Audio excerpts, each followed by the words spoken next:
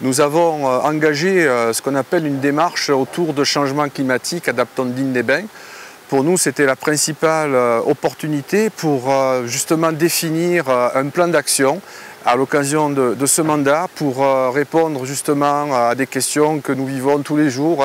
2024, comme vous le savez, a été l'année la plus chaude jamais enregistrée et nous avons considéré que c'était important d'accompagner aussi une évolution dans la façon de produire, de consommer, de vivre ensemble, de travailler. Et nous sommes attachés à commencer à sensibiliser et à faire des actions auprès du plus grand nombre, que ce soit les enfants, les familles, mais on a aussi réfléchi ensemble sur comment être plus résilient, plus sobre sur nos consommations d'énergie. Et là aujourd'hui, je suis ravi parce que nous sommes avec le printemps vraiment mobilisés et engagés pour réaliser un certain nombre d'actions. Alors, quelles actions?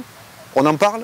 La première, et je suis vraiment très satisfait, cette année encore, il y a plus de 300 élèves qui, dans le cadre de ce qu'on appelle l'éducation au développement durable, ont pu, je dirais, nettoyer les abords de leurs écoles.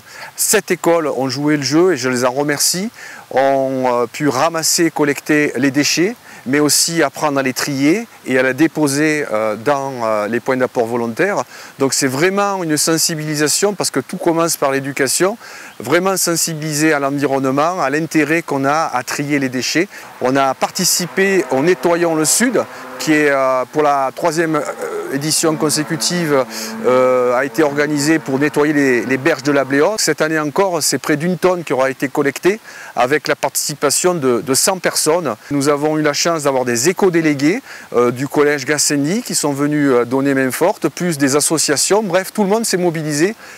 Nous avons bientôt la fête de la nature, on est allé voir les castors, on va voir aussi les mouflons. Il y a aussi une magnifique projection qui s'appelle Le Temps d'une vie au centre René Char le vendredi soir autour de la vie des bouquetins. Nous avons aussi des actions qui sont menées au sein de la médiathèque de Digne, au sein du musée Gassendi, du musée Promenade qui ouvrira ses portes en grand le dimanche.